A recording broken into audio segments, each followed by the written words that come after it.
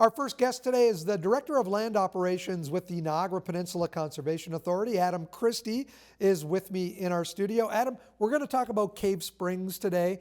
Cave Springs, I got to tell you, I've got a fond memory of Cave Springs. Grade 8, Westdale School. We took a 3-day camping trip there. It was the first time I'd ever done anything like that. Was in the cabin with a bunch of friends, did some orienteering. It was fantastic. It's such a great location. Well, very cool. Thanks for having me on today, Mike. Yeah, we're really excited about this project. I think it's widely known that during the pandemic we saw a massive increase in visitation to a lot of our passive conservation areas, with Cave Springs Conservation Area being one. So December 2021, we got some incredible news through FedEv Ontario's Canada Community Revitalization Fund. We got some funding to support a few of these passive properties, with Cave Springs being one of them. When did the NPCA take over Cave Springs? I can't even tell you, but we've had it in our possession for quite some time now. It's got an incredible property with some incredible views from different areas with the Bruce Trail run through it, and we're excited to be able to enhance it for all of our visitors. What is happening? I know there's a lot of enhancements, there's a lot of work, starting with a parking lot. Yeah, so the project included a few things. So the main issues are the access areas. So we're going to put a nice new parking area with some low impact development features to support the conservation area. Enhancing the accessible trail. You know, we want it to be accessible for everybody. We're really fortunate to have 3 conservation areas on the escarpment that support accessibility, which is kind of unique. And then wayfinding and educational signage. You know, we're going to put together a nice trail system. One of the issues we do have at Cave Springs is kind of non-permitted behavior. We're hoping the trail systems and having these organized trails are going to support those initiatives as well. When you mention non-permanent behavior, what do you mean by that? We deal with the motorized vehicles for sure is one. You know, so I think by having these designated areas of the trails, we can support maybe the non-sanctioned trails to support that initiative. But yeah, it's a concern, but we think the entire enhancement of the project is going to really alleviate those. Give me some ideas. What is out there at Cave Springs for people to enjoy? So I think right now you come to Cave Springs, you got definitely some cultural heritage as well. We have Adams Steps, you know, no pun intended here, and then also along the trail, we just have some incredible views. There are some views overlooking Toronto that I don't think people even realize. So I definitely highly recommend coming out there and enjoying a nice hike, and you can continue along. Cave Springs isn't a huge property, but the Bruce Trail will take you all the way to Balls Falls if you'd like. Are the springs still flowing actively? Yeah, so everything's going right now. The water seems to be running pretty solid. It usually will kind of go down probably more in July and August.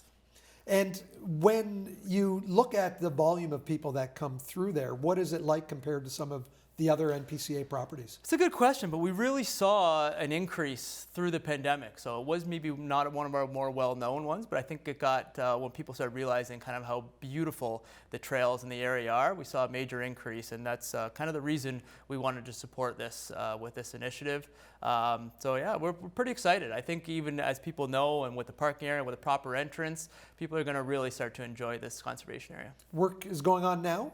Work will be probably started August. And will there be any stoppages and visits at that time? We don't believe so, but we will certainly have proper signage. Our Get Involved portal on our NPCA website will have updated information with everything that you need to know about what's going on with the project, if there is any, but we don't believe so.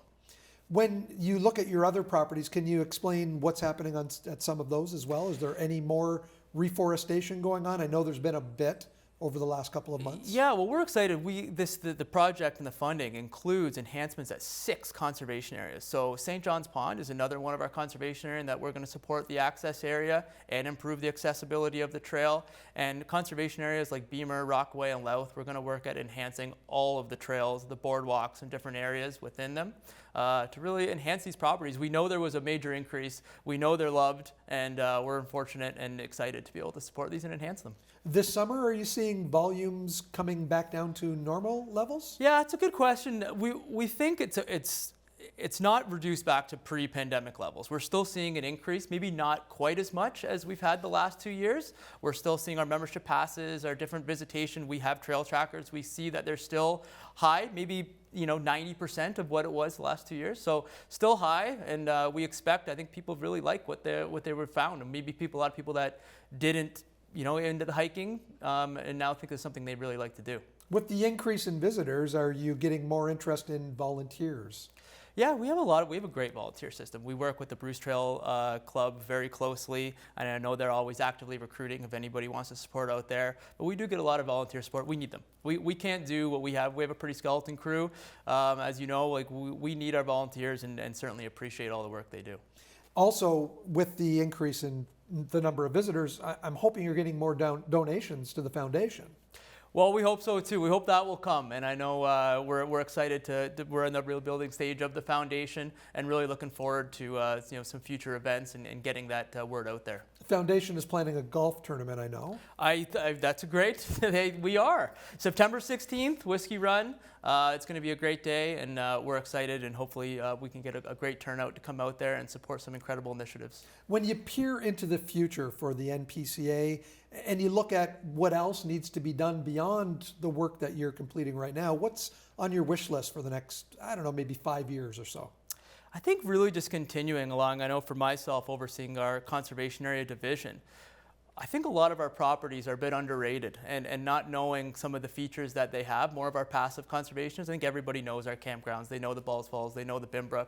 But these properties like Cave Springs, the Beamer Conservation Areas, the St. John's, I think just being able to continue to enhance these. Stevensville, there's the Wainfleet properties, Morgan's Point, being able to support these, putting proper management plans and really starting to enhance these is something I know I'm excited about and looking forward to sharing it with everybody. Back to Balls Falls, we haven't really talked a lot about Balls Falls, but income-wise, weddings is a big thing for the NPCA there. No, we really welcome back all of our weddings, Mike. It was been a long 2 years. We're fully booked for this year. Well, that was my next year. point. Yeah. Are you 2 years now ahead of your bookings? Are you looking 2 years into the future, I guess? Yeah, we're ahead. We're probably booked all the way through 2023, and we'll start opening our 2024 slots in late August. But yeah, with everything that's going on, a lot of wedding delays over the last couple of years, we're certainly seeing a major increase. It was already a popular spot, to be honest, to begin with, and now it's just even being more popular. But we're excited to welcome back all the brides and all the weddings, and it's great to see. What about the education component at Balls Falls? Yeah, we've had just a massive success with our education program. I'm so happy and to share all of the kids we've been able to teach. We've partnered with the Catholic School Board, the District School Board. We're even running a lot of programming at St. John's Center Conservation Area as well. So it's something we've just seen a major increase in. Our summer camps start next week. We'll be visiting kids in from all over the Niagara region, and everything's sold out as well. So yeah, it's exciting times just to see people kind of getting back to the things we were used to be doing. Adam, it's great to see you today. Thanks for the update. No, Mike, thanks a lot for having me on.